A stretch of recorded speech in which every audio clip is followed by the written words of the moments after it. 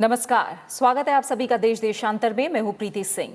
देश देशांतर में आज बात हार्ट ऑफ एशिया सम्मेलन और भारत के नजरिए से इस सम्मेलन की अहमियत और हासिलात की।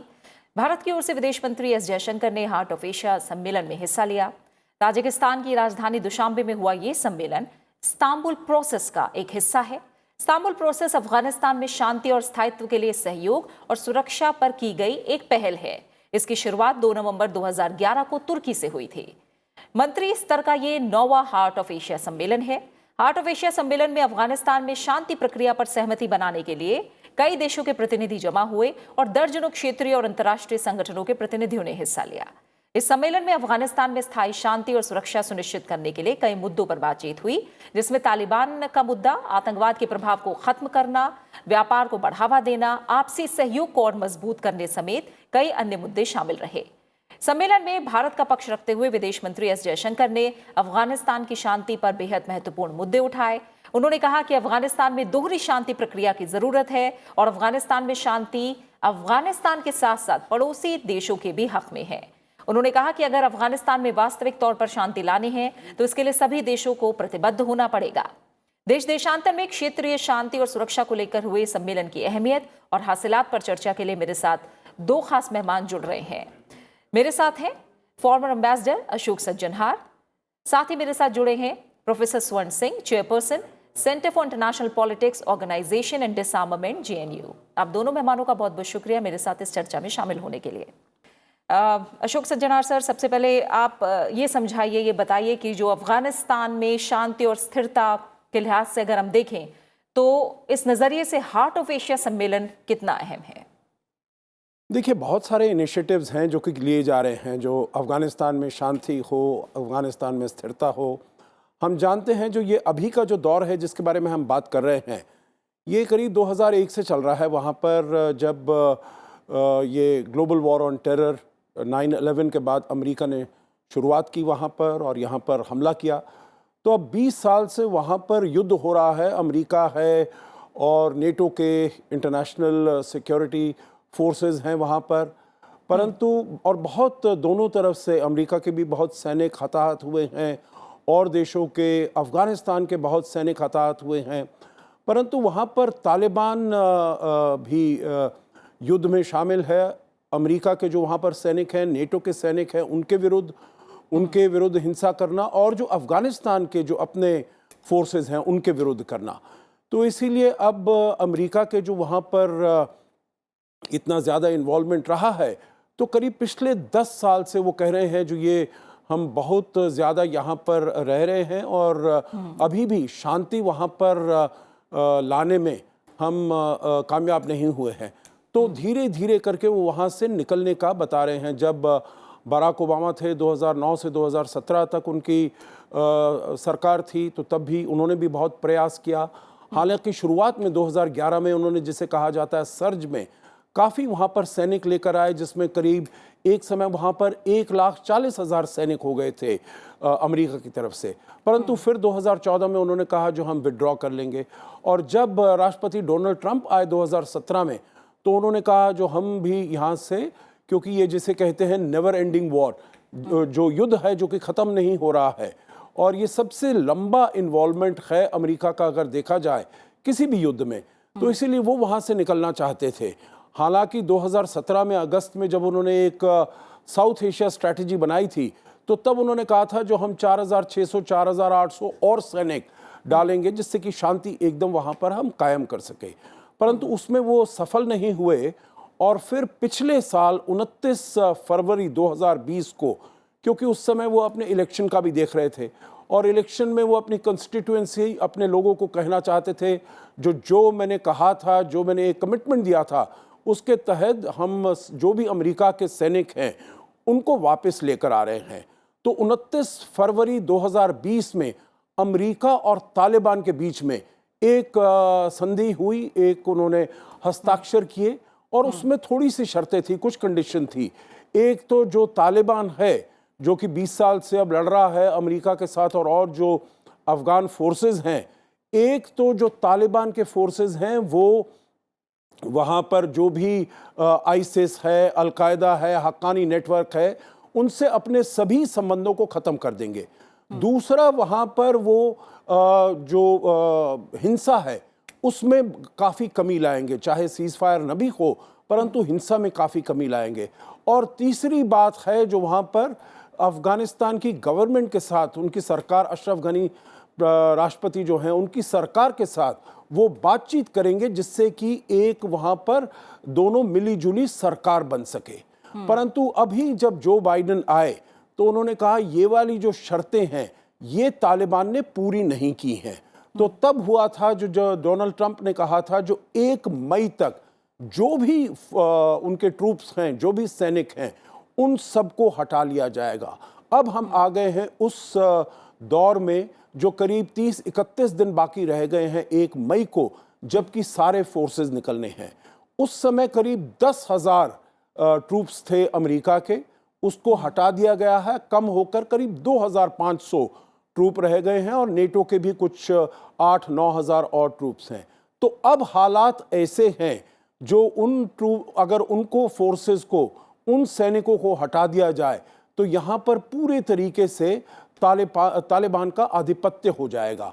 और अभी आखिरी बात मैं इसमें यही कहूँगा, जो वहाँ के secretary of state Antony Blinken ने उन्होंने जो एक चिट्ठी लिखी है अफगानिस्तान के राष्ट्रपति अशरफ गनी साहब को, उसमें उन्होंने लिखा है जो एक यूनाइटेड नेशंस के अंडर एक कुछ गुट बनाया जाए जिसमें बातचीत की जाए, जिसमें अमेरिका, रूस, चीन, पाकिस्तान, ईरान और भारत सम्मिलित होंगे। टर्की वो वाला इस मीटिंग को होस्ट करेगा और उसमें फिर देखा जाएगा जो कैसे वहाँ पर शांति बहाल की जाए। तो ये हार्ट ऑफ एशिया जैसे आपने बताया 2011 से चलता आ रहा है, इसकी 9वीं मीटिंग है। तो ये इसमें ये बातचीत है जो कैसे अफगानिस्तान में शांति और स्थिरता बहाल की जाए।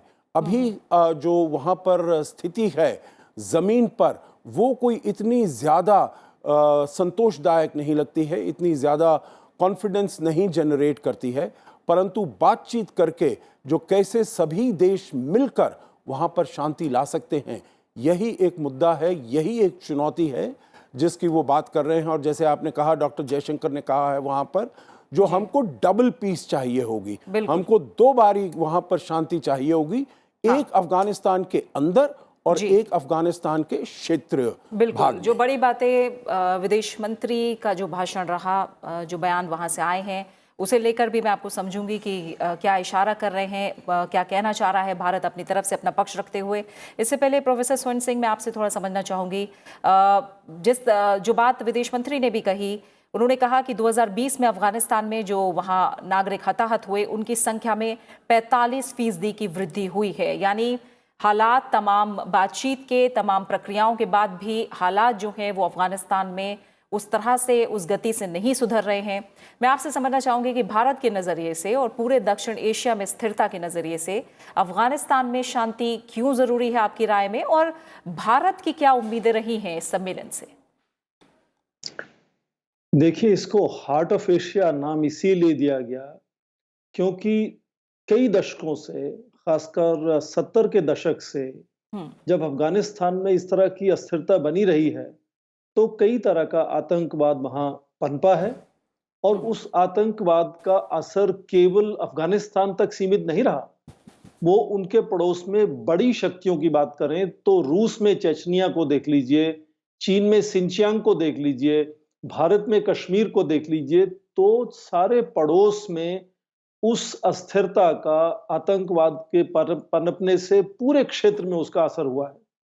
तो अब जब जैसे एम्बेसडर सज्जनहार ने कहा कि 1 मई से अमेरिकन सैनिक लौटना चाहते हैं घर, तो उसके बाद सीधा असर यदि तालिबान पनपता है, और जैसे अमेरिका ने पिछले साल फरवरी में उनके साथ शांति संधि की, वो ये दिखाता है कि तालिबान एक बहुत बड़ी ताकत है अफगानिस्तान में। और 20 साल के युद्ध के बाद अमेरिका भी इस बात को मानता है और चाहता है कि आने वाली सरकार में तालिबान का हिस्सा होना चाहिए। पर इसके लिए शर्त ये थी कि अफगानिस्तान के अंदर सभी घटकों की आपस में बातचीत होनी चाहिए कि वो तालमेल किस तरह का बनाया जाए जिसमें अफगानिस्तान में जो सरकार बने उसमें तालिबान का भी हिस्सा हो। तो पहली बात तो ये कि जो भी सरकार बनने वाली है आने वाले दिनों में, उसमें तालिबान का एक बहुत अहम और महत्वपूर्ण रोल रहेगा, ये समझना जरूरी है। और यदि याद करें कि 90 के दशक में जब तालिबान ने सरकार बनाई थी तो उसका कितना खराब असर पूरे क्षेत्र पर हुआ था और कितना बढ़ावा मिला था अपने आतंकवाद में, खासकर उसका जो दोस्ताना रिश्ता पाकिस्तान से है, और उसका असर पूरे दक्षिण एशिया पे आपने देखा, बांग्लादेश में, श्रीलंका में। तो उसके चलते पहली बात तो ये कि भारत धीरे धीरे समझने लगा है कि तालिबान वहां की सच्चाई है। और ना केवल पिछले साल जब संधि पर हस्ताक्षर हुए दोहा में फरवरी में, तो भारत की तरफ से एक प्रतिनिधि वहां गया, बल्कि उनकी पहली जो अंदरूनी बातचीत शुरू हुई सितंबर में, उसमें भी भारत के विदेश मंत्री ने उनको संबोधित किया उनकी इनॉग्रल मीटिंग में जो पिछले साल सितंबर में हुई। तो धीरे धीरे अमेरिका जैसे चाहता है कि भारत तालिबान से बातचीत शुरू करे, और भारत ये जानता है कि तालिबान एक बहुत बड़ी ताकत बनकर उभरने वाला है और सरकार का हिस्सा बनने वाला है।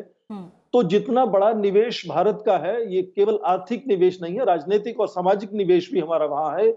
उसको बचाए रखने के लिए, उसको संभालने के लिए हमें ये तालिबान से बातचीत करने का रुझान नजर आता है आज सरकार में, और ऐसा होना भी चाहिए। हालांकि जरूरी नहीं है कि हमारे सिद्धांत उनके सिद्धांतों से मिलते हों, उनकी सोच अलग हो सकती है, पर ये सीधे बैठकर एक दूसरे को बताना होगा। और इसीलिए आप देखें कि जयशंकर ने जो स्पीच दुशानबे में आज दी है, उन्होंने ये साफ कहा है कि सभी निगोशिएटिंग पार्टीज को, उसमें सभी में जाहिर है कि तालिबान भी एक निगोशिएटिंग पार्टी है, सभी निगोशिएटिंग पार्टीज में गुड फेथ में बातचीत होनी चाहिए, क्योंकि कोशिश ये है कि सामूहिक बातचीत से सामूहिक सफलता हो, क्योंकि उन्होंने कहा अल्टरनेटिव जो है वो कलेक्टिव फेलियर है।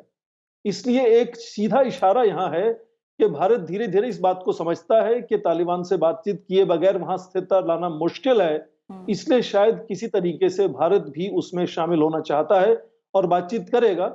हाँ, ये 10वीं वर्षगांठ है इस सम्मेलन की जो मंत्री स्तर पर हुआ है, और उन्होंने पहले से ही 3 तरीके से इसको सोचा है कि वहां किस तरह से स्थिरता लाई जाए। एक तो पहले पॉलिटिकल कंसल्टेशन लगातार होनी चाहिए, दूसरा कॉन्फिडेंस बिल्डिंग मेजर बनते रहने चाहिए, और तीसरा जो 12 रीजनल जो क्षेत्रीय संगठन हैं उनके साथ तालमेल करके जो सीबीएम्स हैं उनको जमीन पर उतारा जाना चाहिए। 8 खास जो क्षेत्र हैं सीबीएम कॉन्फिडेंस बिल्डिंग बनाने के, वो तय हो चुके हैं, और उनमें ध्यान रखें कि भारत हर किसी एक क्षेत्र में 1 या 2 देश मिलकर लीडरशिप का नेतृत्व करते हैं। और भारत ने जो जिम्मा लिया है उसमें ट्रेड, कॉमर्स एंड इन्वेस्टमेंट पर बात करता है, क्योंकि भारत ने हमेशा से कोशिश की है कि जब वहां समृद्धता आएगी अफगानिस्तान में, तो आतंकवाद को उसी तरह से हराया जा सकता है। बेरोजगारी, बीमारी और गरीबी जब तक रहेगी वहां, तब तक आतंकवाद पनपता रहेगा। तो भारत धीरे धीरे आप देखें कि ये अपनी नीति में किस तरह से परिवर्तन लाता जा रहा है, और मुझे लगता है कि ये इसी के चलते भारत का योगदान जो है वो ये लगातार वहां स्थिरता बनाए रखने में अच्छा साबित होगा। वो भारत के राष्ट्रहित में भी है, पर उससे ज्यादा आपने जैसे कहा पूरे क्षेत्र के, और खासकर दक्षिण एशिया के क्षेत्र के स्थिरता और समृद्धि के लिए बहुत जरूरी है। बिल्कुल सज्जना सर, वही जो एस जयशंकर ने बड़ी बातें कही हैं और जिनका जिक्र भी प्रोफेसर स्वर्ण सिंह ने भी किया, और एस जयशंकर ने खुद ट्वीट करके भी बताया कि if the peace process is to be successful, then it is necessary to ensure that the negotiating parties continue to engage in good faith with a serious commitment towards reaching a political situation. तो आप मानते हैं कि क्या इसका मतलब तालिबान की तरफ भी कुछ इशारा है, और अगर तालिबान सरकार बनाने की प्रक्रिया में शामिल होता है तो उसका असर आप अफगानिस्तान की शांति और स्थिरता पर कैसा पड़ता देखते हैं? देखिए, तालिबान तो बिल्कुल एक बहुत ही मेजर प्लेयर बनकर वहाँ पर उभरा है। हालांकि भारत ने कभी तालिबान के साथ संबंध या रिश्ते बनाने को कबूल नहीं किया है। धीरे धीरे करके हमारे साथ और भी ऐसे राष्ट्र थे, आपको मालूम होगा, जो जब 1990 के दशक में जब वहाँ पर इतना ज़्यादा सिविल वॉर हो रहा था, तालिबान आया था, तो तब हमने नॉर्दर्न अलायंस बनाया था, और नॉर्दर्न अलायंस को हम सपोर्ट कर रहे थे। हमारे साथ ईरान भी था, हमारे साथ रूस भी था, परंतु धीरे धीरे करके वो सभी अपने अपने हितों के लिए, अपने अपने कारणों के लिए वो चले गए तालिबान से बात करने के लिए। ईरान चाहता था जो किसी तरीके से अमेरिका को अफ़गानिस्तान से हटाया जाए, और उन्होंने समझा जो तालिबान से अगर हम संबंध बढ़ाएंगे तो इससे हम अमेरिका को यहाँ से निकालने में सफल होंगे। और रूस ये समझता है जो तालिबान अपने को केवल अफ़गानिस्तान में सीमित करके रखेगा, और रूस का ज़्यादा जो अपना इंटरेस्ट रहा है वो है जो यहाँ पर इस्लामिक स्टेट नहीं आना चाहिए। और इस्लामिक स्टेट कुछ हद तक अफ़गानिस्तान में जो उनका पूर्व हिस्सा है, नंगरहार प्रोविंस है, वहाँ पर है। तो उन्होंने सोचा जो अगर हम तालिबान के साथ गठजोड़ कुछ बना लेते हैं तो हम इस्लामिक स्टेट को यहाँ से निकालने में सक्षम होंगे और उनको वहाँ पर अपना पैर नहीं जमाने देंगे। तो अपने अपने कारणों के लिए, अपने अपने हितों के लिए ये देश तालिबान के साथ बात करने लगे और उसके साथ आगे चलते गए। हमने कुछ एक दशक पहले 2008 में, 2010 में कुछ जिसे कहा जाता है रेड लाइंस ड्रॉ की हैं, और उससे फिर धीरे धीरे हम आगे बढ़ते आ रहे हैं। हमारा बेसिक पॉलिसी प्रीति जी रहा है जो ये जो भी बातचीत का जो प्रोसेस है ये अफगान लेड, अफगान ओन्ड और अफगान कंट्रोल्ड होना चाहिए। और हमने जो वहाँ पर उनके काबुल में जो सरकार है, पहले करज़ाई साहब की सरकार थी और अब अशरफ गनी साहब की सरकार है। तो हम हालांकि जैसे कि अभी प्रोफेसर स्वरंग सिंह ने बताया, जो जब वहाँ पर सितंबर में बातचीत शुरू हुई तो हमारे विदेश मंत्री ने वहाँ पर वक्तव्य दिया, पर उसी दिन हमारे विदेश सचिव वो थे वहाँ पर काबुल में और वो बातचीत कर रहे थे काबुल सरकार के साथ। तो मतलब हम काबुल सरकार के साथ जो अपने संबंध हैं उनको हम बिल्कुल ही पकड़कर जोरदार बनाना और रखना चाहते हैं। इसीलिए आपने देखा होगा जो कल डॉक्टर जयशंकर वहाँ पर दुशांबे में पहुँचे हैं और सबसे पहली मुलाकात जो उन्होंने की है वो अफगानिस्तान के राष्ट्रपति डॉक्टर अशरफ गनी के साथ की है। दूसरी बात है जो तालिबान जब वहाँ पर आते, देखिए तालिबान को आपने गुड फेथ की बात कही, विदेश मंत्री ने गुड फेथ की बात करी। तालिबान बिल्कुल भी गुड फेथ से बातचीत करने के लिए राजी नहीं है, तैयार नहीं है। और मैं बताता हूँ आपको क्यों नहीं है, क्योंकि उन्होंने समझा है, देखिए 20 साल में वो लड़ाई करते रहे हैं अमेरिकन फोर्सेस से, नेटो फोर्सेस से, अफगान फोर्सेस से, और कोई उनको हरा नहीं पाया। और हरा इसलिए नहीं पाया क्योंकि उनको पाकिस्तान की शय है। पाकिस्तान जो है वहाँ पर नॉर्थ वजीरिस्तान में सारा उनको जगह मिली हुई है। जब भी यहाँ पर वो अपना हमला करते हैं वो उधर चले जाते हैं, वजीरिस्तान में वहाँ पर चले जाते हैं। और इसीलिए पाकिस्तान को जो उनको सपोर्ट मिलता है, जो उनको सहयोग मिला है, जो उनको इक्विपमेंट दिया है, ट्रेनिंग दिया है, सेफ हेवन दिया है, तो इसी वजह से वो वहाँ पर 20 साल से जूझ रहे हैं। और अब वो समझते हैं ये जो संधि में हस्ताक्षर हुए पिछले साल फरवरी में, ये है एक जो अमेरिका ने अपनी हार मान ली है। अमेरिका वहाँ से निकल जाएगा, चाहे पहली मई तक निकले, 1-2-4 महीने बाद निकले, क्योंकि जो बाइडेन भी वहाँ पर ये अनिश्चित काल के लिए नहीं बैठ सकते हैं। अगर वो इसको एक्सटेंड करेंगे 2 महीने, 4 महीने, अक्टूबर नवंबर तक, उससे आगे नहीं। तो उन्होंने ये चेतावनी दी है तालिबान ने इनको, अमेरिकन एडमिनिस्ट्रेशन को, जो आप वहाँ से 1 मई तक निकलिए नहीं तो बहुत वहाँ पर आपके विरुद्ध बहुत रिएक्शन होगा। किस प्रकार का रिएक्शन होगा ये उन्होंने नहीं बताया है, परंतु फिर भी देखिए वायलेंस बढ़ता जा रहा है। और जो एक कमिटमेंट थी, एक कंडीशन थी, एक शर्त थी जो आप वहाँ पर हिंसा को कम करेंगे, वो उन्होंने बिल्कुल नहीं माने हैं। तो वो समझते हैं, तालिबान समझता है जो समय उनके साथ है। पाकिस्तान भी यही समझता है। पाकिस्तान में जिसे कहा जाए प्रीति जी एक सेंस ऑफ ट्रायम्फलिज्म है, जो हम देखिए 20 साल तक जमे रहे अमेरिका के विरुद्ध, और हमने अब इसमें जीत पाई है। तो इसीलिए वो गुड फेथ से बात नहीं करेंगे। अब जो वहाँ पर एंटनी ब्लिंकन ने लिखा है जो आपको एक हिस्सा बनाया जाएगा एडमिनिस्ट्रेशन का, तो वो कहते हैं ठीक है, ये एक रास्ता है जो पूरे तरीके से वहाँ की जो गवर्नेंस है, वहाँ जो काबुल में जो एडमिनिस्ट्रेशन है, कैसे उसके ऊपर वो पूरा कब्जा करें, कैसे उसके ऊपर पूरा हावी हों।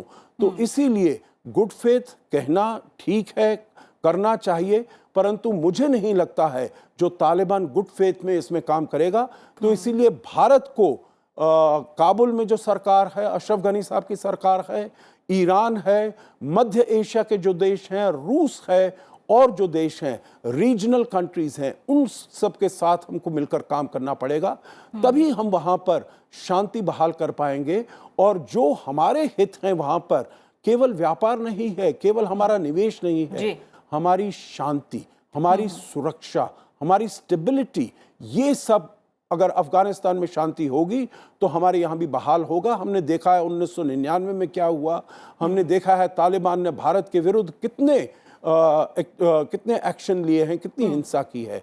तो हमारी शांति के लिए भी वहाँ पर बहुत ज़रूरी है जो शांति बहाल की जाए। बिल्कुल। प्रोफेसर स्वर्ण सिंह, जो गुड फेथ की बात विदेश मंत्री एस जयशंकर ने उठाई और कहा कि शांति तभी संभव है अफगानिस्तान में जब सच्चे दिल से कोशिश हो, और अभी हमें सज्जनार सर ने बताया भी कि किस तरह से जो अलग अलग देश अफगानिस्तान में शांति और स्थिरता के लिए प्रयास कर रहे हैं, कहीं ना कहीं उनके अपने हित हैं जो आड़े आ रहे हैं। आप भी मानते हैं क्या इस वजह से जो पीस प्रोसेस है वो उतनी तेज़ी से आगे नहीं बढ़ रही है, और जो पिछले लगभग 20 सालों से ज़्यादा वक्त से अफगानिस्तान जो अनिश्चितता के माहौल से भरा पड़ा है, आगे आप बहुत जल्द क्या इसका समाधान निकलता देखते हैं अगर ये स्टेक होल्डर्स के अपने हित सामने रहे तो? पहली बात तो ये प्रीति जी के अंतर्राष्ट्रीय संबंधों में सभी राष्ट्र अपने ही राष्ट्रहित को साधने की कोशिश करते हैं। और उसमें ये हमेशा होता है कि राष्ट्रहितों में तालमेल मुश्किल होता है, जटिल होता है। इसीलिए आप देखें कि डिप्लोमेसी की जो बातचीत है वो कई दशकों तक चलती है। जैसे इसी मंत्री स्तर की सम्मेलन की बात करें तो ये 10 साल इनको बातचीत करते हुए हैं, और ये बातचीत मुझे लगता है अगले 10 साल तक भी चल सकती है। इसमें ऐसा नहीं कि आपको कोई बहुत जल्दी इस सभी प्रश्नों के उत्तर मिल जाएंगे। और थोड़ी सी बात ये मैं इसमें जरूर जमा करना चाहूंगा कि ये जो मंत्री स्तर के सम्मेलन होते हैं, और ये 9वां सम्मेलन अभी हो रहा है आज दुशानबे में, उसकी अध्यक्षता जो है वो अफगानिस्तान के राष्ट्रपति हमेशा करते हैं। तो कुछ हद तक जितने भी विदेश मंत्री वहां आते हैं, ये कुछ औपचारिकता भी इसको समझिए कि उनको वहां सबसे पहले अफगानिस्तान के राष्ट्रपति से मुलाकात करनी होती है। और ये एक प्रोटोकॉल की बात है। दूसरी बात कि जब भारत बार बार कहता रहा है कि जो भी बातचीत हो और पीस प्रोसेस हो वो अफगान लेड, अफगान ओन्ड और अफगान कंट्रोल्ड होना चाहिए, उसमें वो घनी सरकार की बात नहीं करता है, वो अफगानिस्तान की बात करता है जिसमें सारे घटक, और इस वक्त आप देखें सबसे शक्तिशाली उभरता हुआ घटक तालिबान है, तो तालिबान भी उसमें उतना ही बड़ा हिस्सेदार है। आप देखें तालिबान तो घानी सरकार को मानता ही नहीं है, वो उसको अमेरिका का पिट्ठू कहता है, उससे बातचीत करने तक को तैयार नहीं है। तो उनके आपस में यदि आप तुलना करें दोनों को, तो घानी सरकार आज शायद कमजोर नजर आती है तालिबान के सामने। तो यदि हम कहते हैं कि Afghan led, Afghan owned and Afghan controlled, तो शायद उसमें तालिबान का हिस्सा ज्यादा होगा उसको तय करने का, बजाय के घानी सरकार का। हालांकि भारत सरकार वहां के सभी घटकों से, अभी तक तालिबान के नेताओं को हमने भारत में निमंत्रण नहीं दिया है, पर बाकी ज्यादातर नेताओं को हमने भारत में निमंत्रण किया है, उनको बुलाया है, यहाँ कोशिश की है बातचीत करने की। इसलिए मुझे लगता है कि भारत के रुझान में जो परिवर्तन है वो समझने की जरूरत है हमें सबको, कि तालिबान से बातचीत किए बगैर वहां कोई भी स्थिरता लाना संभव है नहीं।